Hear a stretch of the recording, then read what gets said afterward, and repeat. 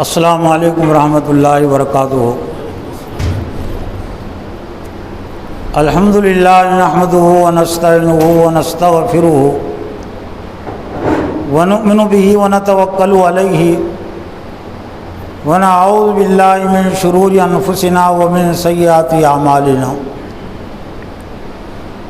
قال اللہ تعالی فی القرآن المجید والفرقان الحمید، فاعوذ باللہ من الشیطان الرجیم، بسم اللہ الرحمن الرحیم۔ انا خلقنا الانسان من نطفۃ امشاج نبتلیہ فجعلناہ سمیعا بصیرا انا ہدیناہ السبیل اما شاکرا واما کفورا انا اعتدنا للکافرین سلاسل واغلالا وسعیرا ان الابرار یشربون من کأس کان مزاجها کافورا۔ وقال اللہ تعالی اذن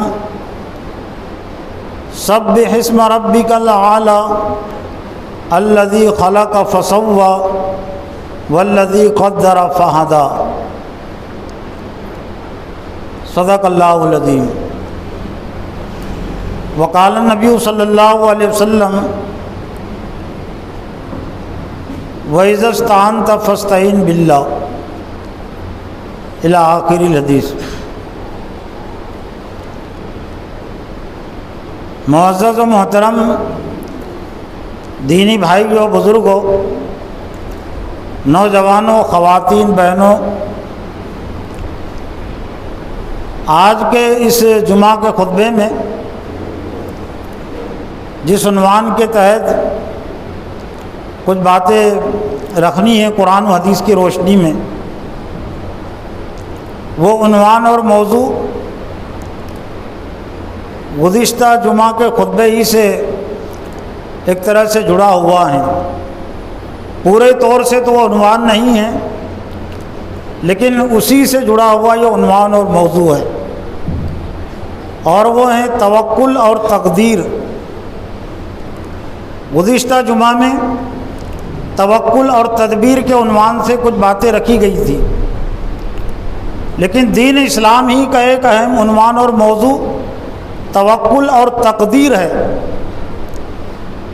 تدبیر اور تقدیر میں وزن کے لحاظ سے زیادہ فرق نہیں ہے، الفاظ میں بھی بہت زیادہ فرق نہیں ہے، لیکن مفہوم اور معنی کے لحاظ سے بہت زیادہ فرق ہے۔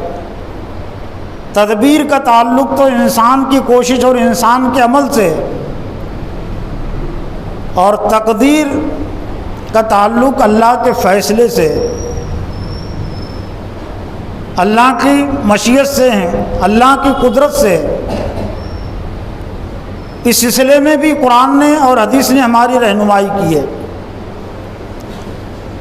اور اس لیے بھی آج کے اس جمعہ میں اس عنوان کو لیا گیا، منتخب کیا گیا کہ گزشتہ جمعہ میں جو ایک حدیث خطبے کے شروع میں پڑھی گئی تھی، اور اس میں تقریباً نبی صلی اللہ علیہ وسلم نے 11 نصیحتیں کی ہے، وہ حدیث رہ گئی تھی۔ انشاءاللہ آج کے جمعہ کے خطبے میں 11 نصیحتوں پر مبنی جو نبی صلی اللہ علیہ وسلم کی حدیث ہے، حضرت عبداللہ بن عباس کو خطاب کر کے آپ نے نصیحت کی تھی، اور اس میں قیامت تک کی امت مسلمہ کے لیے نصیحت ہے۔ تو اس حوالے سے بھی کچھ باتیں ہمارے سامنے آئیں گی۔ اس سلسلے میں بنیادی اور اہم بات یہ ہے کہ توکل اور تقدیر، توکل اللہ کی ذات پر بھروسہ کرنا، یہ تو ایمان کا بنیادی تقاضا ہے، اور تقدیر کا عنوان اور موضوع ایک لحاظ سے آسان بھی ہے سمجھنا، اور ایک لحاظ سے ذرا مشکل بھی ہے۔ آسان اس لحاظ سے کہ جو سمجھنا چاہیں قرآن و حدیث کی روشنی میں ان کے لیے آسان ہے، لیکن جو اس سلسلے میں بہت زیادہ قرید کرنا چاہتے ہیں، سوالات پر سوالات قائم کر کے سمجھنا چاہتے ہیں، تو ان کے لیے ذرا مشکل ہے۔ اس لیے نبی صلی اللہ علیہ وسلم نے تقدیر کے سلسلے میں بہت زیادہ بحث و مباحثے کو پسند نہیں کیا۔ ایک جگہ پر چند صحابہ تقدیر کے معاملے میں بحث کر رہے تھے، سوالات پر سوالات، تو نبی صلی اللہ علیہ وسلم نے فرمایا کہ تم سے پہلے بہت ساری قومیں یہ تقدیر میں بیجا بحثوں میں پڑھ کر وہ گمراہ ہوئی ہے۔ تقدیر کے تعلق سے اسلام کا اور قرآن کا جو واضح موقف ہے وہ یہ کہ ایک ہے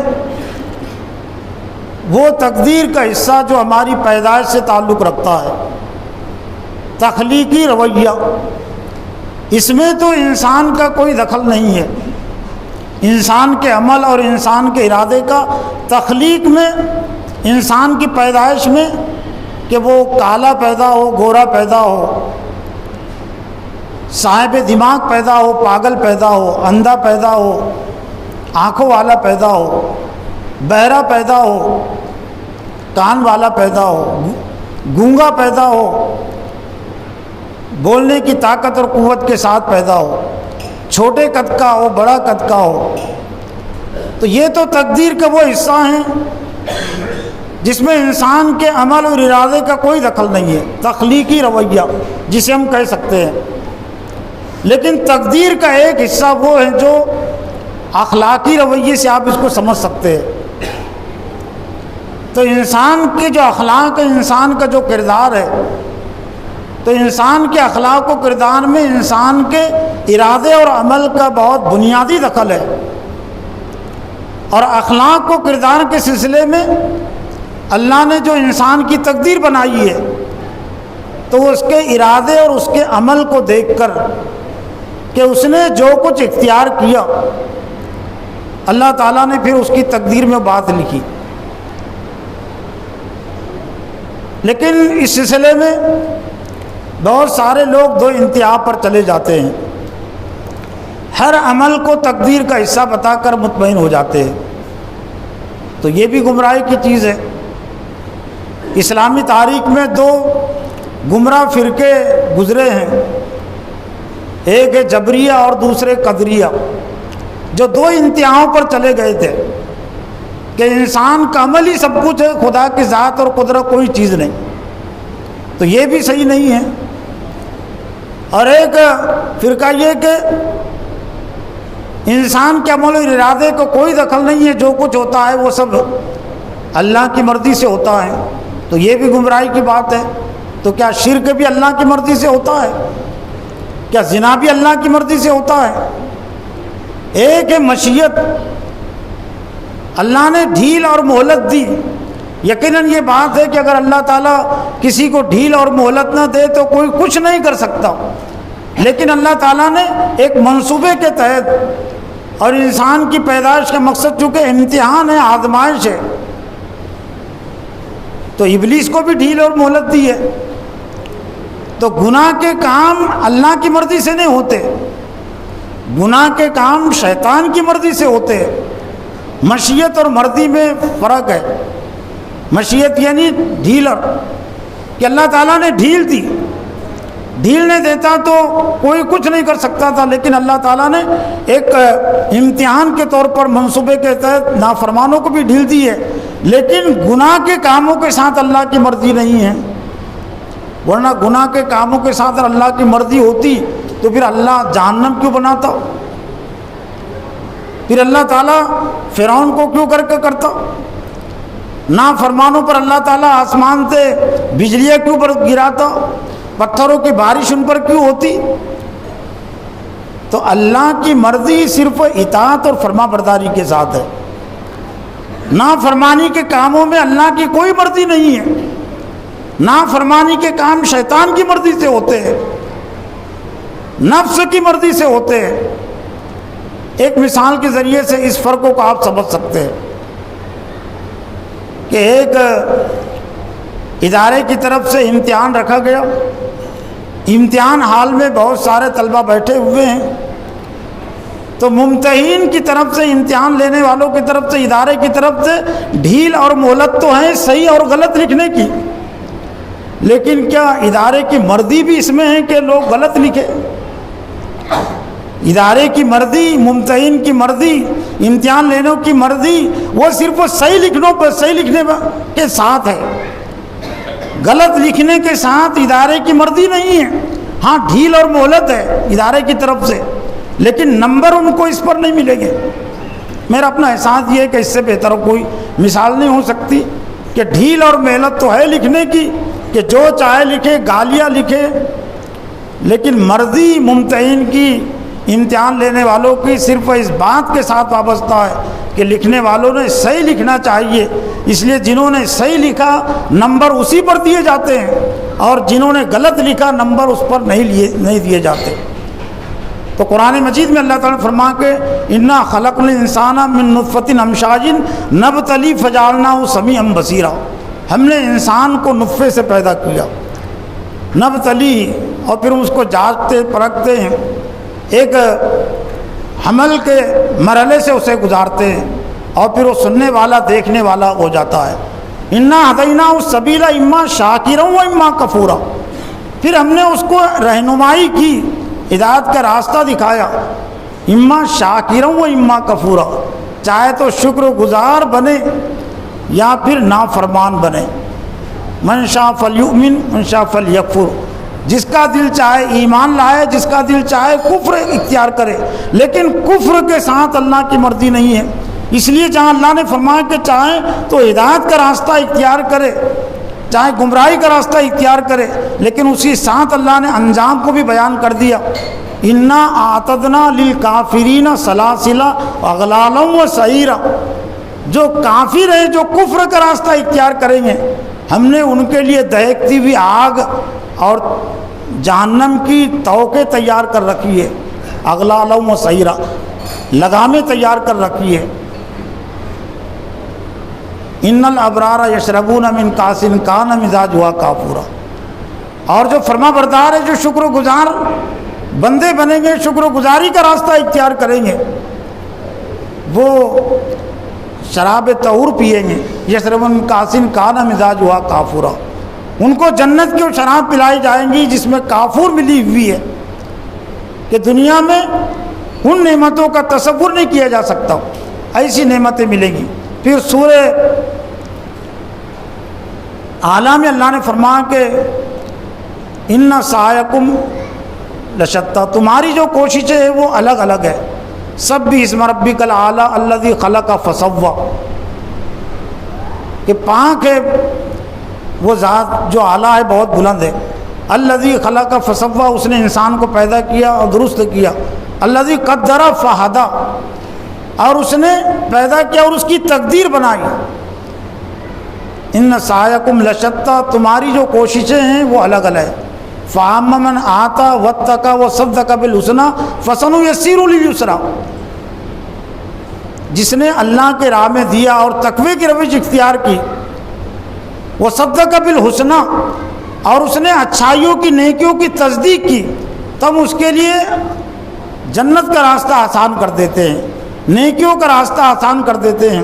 وَأَمَّا مَن بَخِلَ وَاسْتَغْنَىٰ وَكَذَّبَ بِالْحُسْنَىٰ فَسَنُيَسِّرُهُ لِلْعُسْرَىٰ، اور جس نے بخل کا راستہ، کنجوسی کا راستہ اختیار کیا اور حق سے بے نیازی اس نے برتی، وَكَذَّبَ بِالْحُسْنَىٰ، اور اچھائیوں کو، نیکیوں کو اس نے جھٹلایا، فَسَنُيَسِّرُهُ لِلْعُسْرَىٰ، تو ان کے لیے دوزخ کا راستہ، جو مشکل کا راستہ ہے، گناہوں کا راستہ ہم ان کے لیے آسان کر دیتے ہیں۔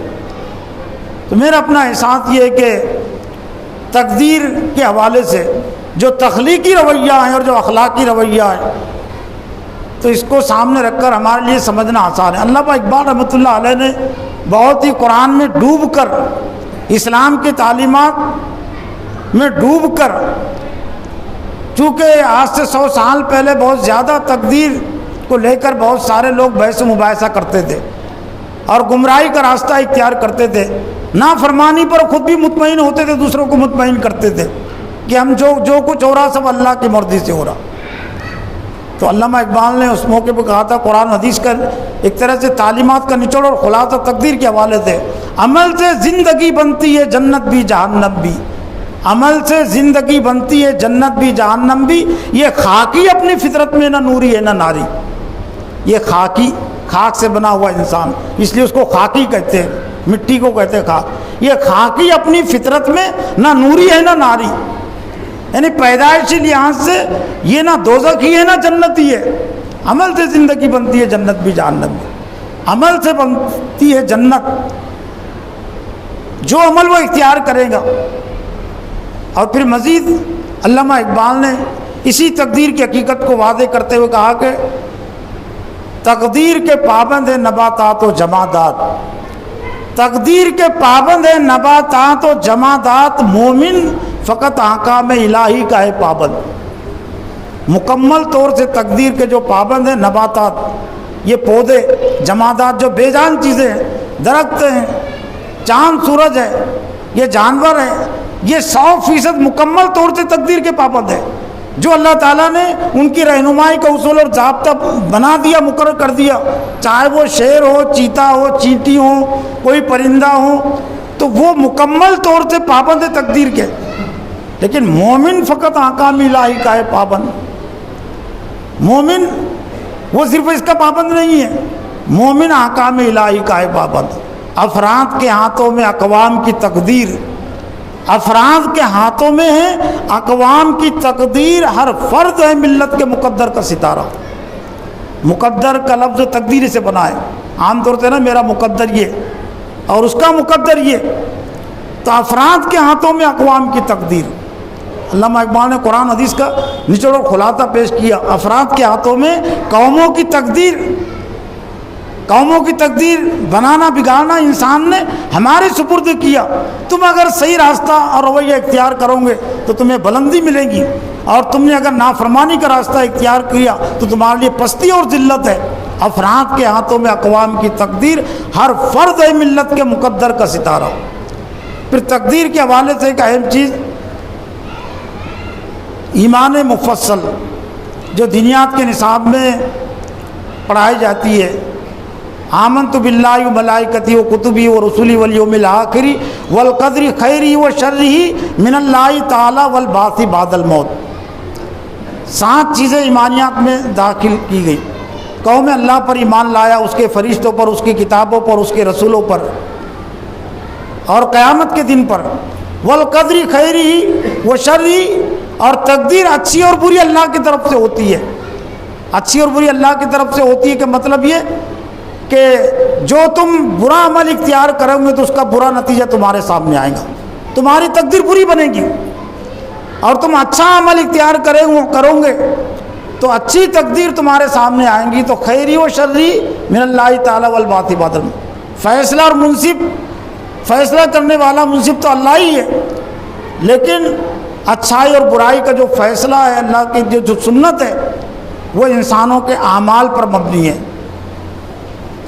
حضور صلی اللہ علیہ وسلم نے گویا کہ اسی توکل، اللہ پر توکل اور تقدیر کی جو حیثیت ہے، حضرت عبداللہ بن عباس رضی اللہ تعالیٰ عنہ بڑے مفسر قرآن ہے، نبی صلی اللہ علیہ وسلم کے چچا زاد بھائی بھی حضرت عباس کے لڑکے ہیں یہ، اور نبی صلی اللہ علیہ وسلم ان کے لیے خصوصیت کے ساتھ دعا کہتی کہ اللہ تعالیٰ تو انہیں کتاب کا علم عطا کر، علمہ الکتاب۔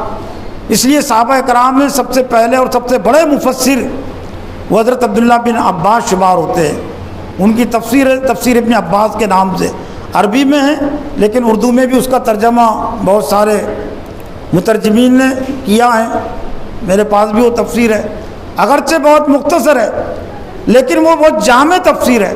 اور بعد میں جتنی تفسیریں لکھی گئی ہے وہ دراصل ایک طرح سے تفسیر عبداللہ بن عباس ہی کہ وہ تفسیری نکات پر اسی کو آگے بڑھاتے ہوئے پھیلاتے ہوئے مفسرین نے پھر تفسیری کارنامے انجام دیے ہیں۔ تو حضرت عباس رضی اللہ تعالیٰ عنہ کو، حضرت عبداللہ بن عباس کو نبی صلی اللہ علیہ وسلم نے فرمایا، اور جس انداز سے آپ نے نصیحت کی اس کا جو سیاق اور سباق ہے، اس سے اس کی اہمیت اور زیادہ واضح ہو جاتی ہے۔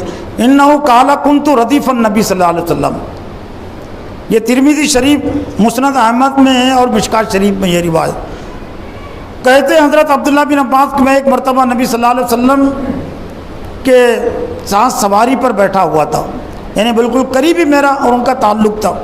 فقال یا غلام، اللہ کے رسول فرمایا کہ اے غلام، اے بچے، الا اعلمک بکلمات ینفعک اللہ بہن، کیا میں تجھے کچھ کلمات نہ سکھاؤں کہ جن کے ذریعے سے، جن باتوں کے ذریعے سے اللہ تعالیٰ تجھے نفع دے گا؟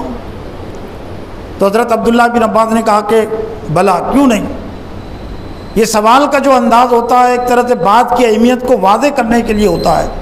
قرآن مجید میں بھی اللہ تعالیٰ نے بہت ساری باتیں سوال کے انداز میں سمجھائی ہے۔ سوال اللہ نے خود ہی قائم کیا اور خود ہی اس کا جواب دیا۔ نبی صلی اللہ علیہ وسلم کا بھی ایک طریقہ تعلیم و تربیت یہ تھا کہ آپ سوال کرتے تھے اور پھر خود ہی اس کا جواب دیتے تھے۔ جو کامیاب معلمین اور مدرسین ہوتے ہیں تو ان کا طریقہ تعلیم اور تدریس بھی یہ ہوتا ہے، اس لیے اس سے بات سمجھنے میں آسانی ہوتی ہے۔ تو اہمیت بھی واضح ہوتی ہے طلبہ پر کہ پہلے ایک سوال ہوا اور پھر اسی کا یہ جواب دیا جا رہا ہے۔ تو نبی صلی اللہ علیہ وسلم نے فرمایا احفظ اللہ یحفظک، تو اللہ کو یاد رکھ تو اللہ تجھے یاد رکھے گا۔ اور یہ بالکل وہی بات ہے جو قرآن مجید میں اللہ نے اپنی پالیسی کے طور پر بیان کی، فاذکرونی اذکرکم، تم مجھے یاد رکھو میں تمہیں یاد رکھوں گا۔ دوسرے انداز میں نصیحت، احفظ اللہ یحفظک، تو اللہ کو یاد رکھ وہ تجھے یاد رکھے گا۔ حفظ کا لفظ ہے، اس میں بہت زیادہ معنویت ہے، اس لیے جو قرآن مجید کے یاد رکھنے والے ہوتے ہیں ان کو حافظ قرآن کہتے ہیں۔ سرسری طور سے یاد رکھنے کو حفظ نہیں کہتے، بہت ہی دل کی آمادگی کے ساتھ اور دل کے سینے میں حفاظت کے ساتھ ذہن اور دماغ میں جو چیز محفوظ ہوتی ہے تو اسی کو کہتے ہیں حفاظت۔ اردو میں بھی ہم یہ لفظ استعمال کرتے ہیں، اور کسی نے اگر نہیں کیا تو اس پر لعن، تو نے حفاظت نہیں کی۔ روپیے پیسے کی جیسے تجھے حفاظت کرنی چاہیے تو نے حفاظت نہیں کی۔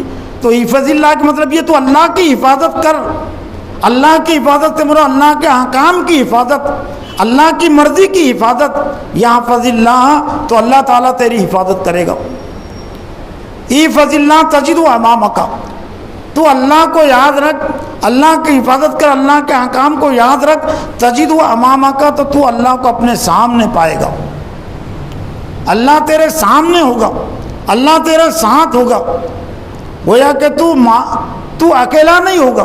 اور یہ بات اس لیے بھی کہی گئی کہ جو اللہ کی مرضی کے مطابق زندگی گزارتا ہے تو بے شمار خطرات اور پریشانیاں باطل پرستوں کی طرف سے اس کے سامنے آتی ہے۔ انبیاء علیہ السلام کے ساتھ بھی معاملہ رہا ہے، انبیاء کے پیروکاروں کے ساتھ بھی۔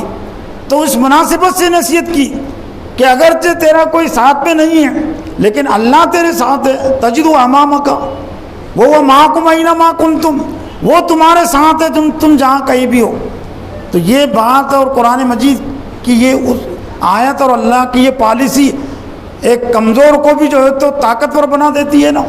وہو معکم اینما کنتم، وہ تمہارے ساتھ ہے تم جہاں کہیں بھی ہو۔ اب ایک مومن کو اپنے آپ کو اکیلا نہیں سمجھنا چاہیے۔ اگر وہ اللہ کی مرضی کے مطابق زندگی گزار رہا ہے تو اللہ اس کے ساتھ ہے۔ تعرف الیہ فی الرخاء یعرفک فی الشدۃ، تیسری نصیحت جو اللہ کے صلی اللہ علیہ وسلم نے کی کہ تعرف الیہ فی الرخاء، خوشحالی کے زمانے میں، عیش و آرام کے زمانے میں تو اللہ کی طرف متوجہ رہ، تو اللہ کو پہچان، تو اللہ کو یاد رکھ۔ تو یعرفک فی الشدۃ، تو جب تجھ پر سختی کا دور آئے گا، مصیبت اور پریشانی کا دور آئے گا تو اللہ تجھے یاد رکھے گا۔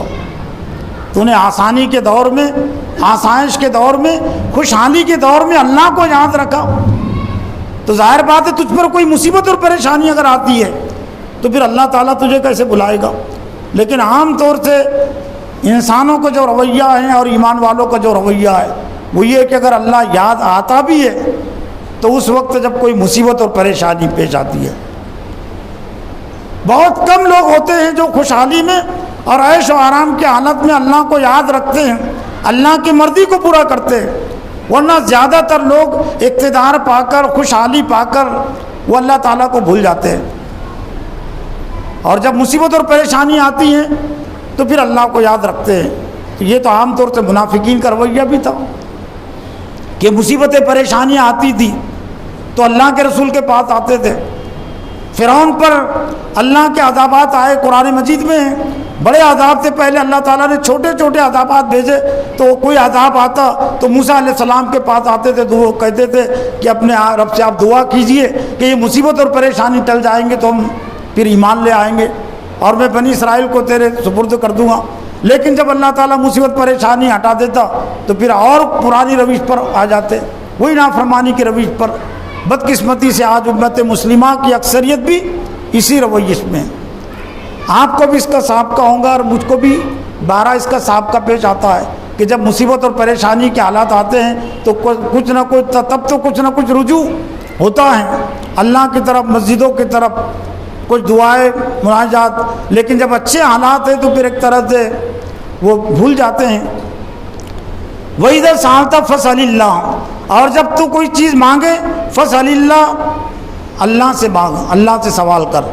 اور یہ وہی بات ایک طرح سے جو ہماری روزانہ کی دعا میں اور روزانہ کا عہد و پیمان میں بات رکھ دی گئی، إِيَّاكَ نَعْبُدُ وَإِيَّاكَ نَسْتَعِينُ، تجھی سے مدد چاہتے ہیں، تیری بندگی کرتے ہیں اور تجھی سے مدد چاہتے ہیں۔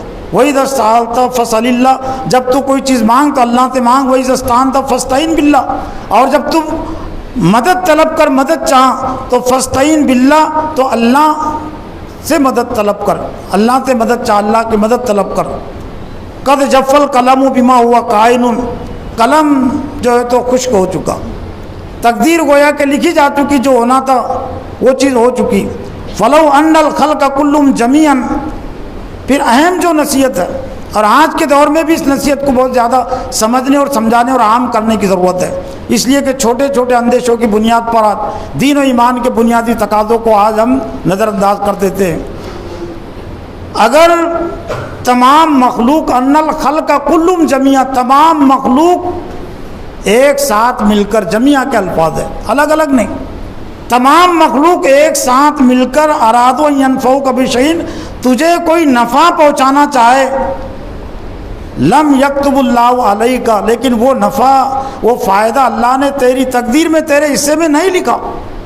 لم یضروک، لم یکتب اللہ ولم یقدر علیہ، تو نفع پہنچانے پر قادر نہیں ہو سکتے۔ پوری مخلوق جس میں تمام انسان ہیں، ایمان والے بھی ہیں، غیر ایمان والے بھی ہیں، اور بھی دوسری مخلوقات ہو سکتی ہے، تو پوری کی پوری مخلوق اگر مشتبہ ہو جائے، کسی کو فائدہ پہنچانے پر متحد ہو جائے کہ ہم کو فائدہ پہنچانا ہے، لیکن وہ فائدہ اللہ نے نہیں لکھا، تو وہ تمہیں کوئی نفع نہیں پہنچا سکتے۔ اور دوسری بات جو کہی گئی، وَإِنْ أَرَادُوا أَنْ يَضُرُّوكَ بِشَيْءٍ، اور اگر پوری مخلوق جمع ہو کر، دنیا کے تمام انسان، تمام جانور جمع ہو کر تجھے کوئی نقصان پہنچانا چاہے، لم یکتب اللہ علیک، اور وہ نقصان اللہ نے نہیں لکھا تیرے حق میں، تیرے حصے میں، لم یقدروا علیہ، تو نقصان پہنچانے پر قادر نہیں ہو سکتے۔ تو جری اور بہادر بنا دیا نا اس نصیحت نے ایک کمزور مومن کو بھی، کہ دنیا کی پوری حکومتیں مل کر اگر نقصان پہنچانے پر تلی ہوئی ہے، تمام پارٹیاں نقصان پہنچانے پر تلی ہوئی ہے امت مسلمہ کو، لیکن وہ نقصان اللہ نے ہمارے حق میں نہیں لکھا۔ تمام پارٹیاں، چاہے وہ یہود ہو، نصارہ ہو، مشرکین ہو، اور پھر دنیا میں جتنے باطل پرست ہو سکتے ہیں، تو وہ باطل پرست ہمارا کچھ بگاڑ نہیں سکتے اگر اللہ تعالیٰ نے وہ نقصان ہمارے حصے میں نہیں لکھا۔ وَعَلَمْ أَنَّ فِي الصَّبْرِ عَلَى مَا تَكْرَهُ خَيْرًا كَثِيرًا، اور جان لے کہ صبر میں، صبر کرنے میں اگرچہ ناگوار محسوس ہوتا ہے، لیکن اللہ تعالیٰ نے صبر میں بہت ساری بھلائیاں رکھی ہے، اور یہ وہی بات ہے جو قرآن مجید میں اللہ نے پالیسی کے طور پر بیان فرمائی، یا ایھا الذین آمنوا استعینوا بالصبر والصلاۃ، اے ایمان والو مدد طلب کرو، مدد چاہو صبر اور نماز کے ذریعے۔ تو اصل اللہ کی مدد کا جو دروازہ کھلتا ہے، اللہ نے اپنی مدد کے لیے شرط رکھا صبر کو، اور صبر میں بنیادی طور سے دو معنی ہیں، دو مطلب لازمی طور سے اس میں داخل ہے، دین اور ایمان کے لیے ہمت اور جرأت دکھانا، اور دین اور ایمان کی خاطر ذہنی اور جسمانی مالی تکلیفوں کو برداشت کرنا۔ وہ تفصیل میں جانے کا موقع نہیں ہے، لیکن جہاں کہیں بھی صبر کا لفظ قرآن میں استعمال ہوا ہے، انبیاء علیہ السلام کی سیرتوں کے حوالے سے استعمال ہوا ہے، تو وہاں پر دو مفہوم لازماً نکلتے ہیں، ہمت اور جرأت۔ دین اور ایمان کی خاطر ہمت اور جرأت، اللہ کے احکام پر عمل کرنے کے سلسلے میں ہمت اور جرأت دکھانا، اور جو کچھ ذہنی اور جسمانی تکلیف پہنچتی ہے تو پھر اس پر صبر کے لیے تیار ہے، برداشت کرنے کے لیے تیار رہنا۔ آج بھی بے شمار جو مسائل ہے ہمت اور جرأت کے ساتھ وہ پورے ہو سکتے ہیں، اور ہمت اگر ٹوٹ گئی، جرأت اگر ختم ہو گئی تو پھر کوئی بھی مسئلہ حل نہیں ہو سکتا۔ اور آج امت مسلمہ جو اپنے مسائل کے حل میں ناکام ہے، اور خاص طور سے سیاسی مسائل کے حل کے ناکام ہے، اس کی بنیادی وجہ یہ ہے کہ میدان سیاست میں ہم نے صبر سے سہارا نہیں لیا، صبر سے ہم نے مدد نہیں لی، ہمت اور جرأت سے ہم نے مدد نہیں لی۔ اور آج بھی جو قومیں، جو افراد اور جو تحریکیں میدان سیاست میں ہمت اور جرأت سے مدد لے رہی ہے، ذہنی اور جسمانی تکلیفوں کو برداشت کر رہی ہے، تو اللہ تعالیٰ ان کی مدد کر رہا ہے، اور ظالم اور جابر جو ہے ان کے سامنے شکست کھانے پر مجبور ہے۔ وَأَنَّ النَّصْرَ مَعَ الصَّبْرِ، صبر کی اہمیت اور زیادہ واضح کر دی گئی۔ وَأَنَّ النَّصْرَ، بے شک جو مدد ہے، مَعَ الصَّبْرِ، صبر کے ساتھ ہے۔ صبر شرط ہے مدد کے لیے، اور یہ قرآن کی ایک طرح سے بات ہے کہ صبر کے بغیر تمہاری مدد نہیں ہو سکتی۔ وَأَنَّ الْفَرْجَ مَعَ الْكَرْبِ، اور فرج کہتے کشادگی، راستوں کی کشادگی، خوشحالی کے حالات پیدا ہونا، مشکلات اور پریشانیوں سے نکلنے کے حالات پیدا ہونا، تو اللہ نے فرمایا وَأَنَّ الْفَرْجَ مَعَ الْكَرْبِ، یہ مصیبت اور پریشانی کے ساتھ ہے۔ دین اور ایمان کے خاطر تم مصیبت پریشانی سے گزرو گے تو اس کے نتیجے میں تمہیں پھر مصیبت اور پریشانیوں سے نجات ملے گی۔ اور آگے کی جو بات ہے، اور وہ بہت اہم بات ہے، اور قرآن میں سورہ نشرہ میں تکرار کے ساتھ وہ بیان کی گئی، تکرار یعنی 2 مرتبہ تکرار اور تاکید کے ساتھ۔ وَأَنَّ مَعَ الْعُسْرِ يُسْرًا، اور بے شک تنگی کے ساتھ آسانی ہے، بے شک تنگی کے ساتھ آسانی ہے، بات نہیں، ساتھ آسانی ہے، بات کا مفہوم نہیں ہے۔ دین اور ایمان کی خاطر جہاں تنگی آتی ہے تو اسی موقع پر اسی وقت اللہ تعالیٰ آسانی بھی پیدا کرتا ہے۔ یہ اور بات ہوتا ہے کہ موقع کی نوعیت کچھ الگ الگ ہوتی ہے، کبھی انفرادی حیثیت سے اللہ تعالیٰ وہ آسانی پیدا کرتا ہے، اور کبھی اجتماعی حیثیت سے اللہ تعالیٰ وہ آسانی پیدا کرتا ہے۔ انفرادی حیثیت سے کوئی دین اور ایمان کی خاطر مصیبت اور پریشانی سے گزر رہا ہے تو انفرادی اللہ تعالیٰ مدد پیدا کرتا ہے، اور اس کے لیے انبیاء علیہ السلام کی پوری زندگی، حضرت صلی اللہ علیہ وسلم کی پوری زندگی اس پر صادق آتی ہے۔ وَأَنَّ مَعَ الْعُسْرِ يُسْرًا، بے شک تنگی کے ساتھ آسانی ہے، اور جس نوعیت کی تنگی ہوتی ہے، جس قسم کی تنگی اور پریشانی آتی ہے دین اور ایمان کی خاطر، تو اسی طرح کا انعام، اسی طرح کی آسانی اللہ تعالیٰ دیتا ہے۔ بس آخر میں یہ توجہ کے لیے حضرت صلی اللہ علیہ وسلم کی سیرت کے حوالے سے، جس وقت اور جس مرحلے میں مکہ میں اللہ کے رسول کے لیے اور اہل ایمان کے لیے حالات تنگ ہو رہے تھے، شدید ہو رہے تھے، مکہ کی سرزمین تنگ ہو رہی تھی، نبوت کے 10ویں سال سے یہ عمل شروع ہو گیا تھا، تو نبوت کے 10 سال کے بعد ہی 11 نبی سے مدینہ کی سرزمین اسی تاریخ میں اور اسی مرحلے میں کشادہ ہو رہی تھی، یہاں تنگی ہو رہی تھی، اور جس مرحلے میں مکہ والوں کی آنکھیں آپ کو قتل کرنے کے لیے تلاش کر رہی تھی، اور آپ کے سر پر انعام رکھ دیا گیا تھا، تو اسی اثنا میں اور اسی موقع پر کوئی فرق نہیں تھا، مدینہ والوں کی آنکھیں آپ کے دیدار کے لیے ترس رہی تھی۔ کیا یہ کم ہے؟ یہ اللہ کی مدد نصرت بھروسے کے لیے کم چیز ہے کہ جس اثنا میں، جس موقع پر مکہ والوں کی آنکھیں وہ دشمنی میں وہ آگ بگولا ہو رہے تھے اور تلاش کر رہے تھے، تو اسی اثنا میں، انہی تاریخوں میں مدینہ والوں کی آنکھیں تلاش کر رہی تھی، آپ کے دیدار کے لیے ترس رہی تھی۔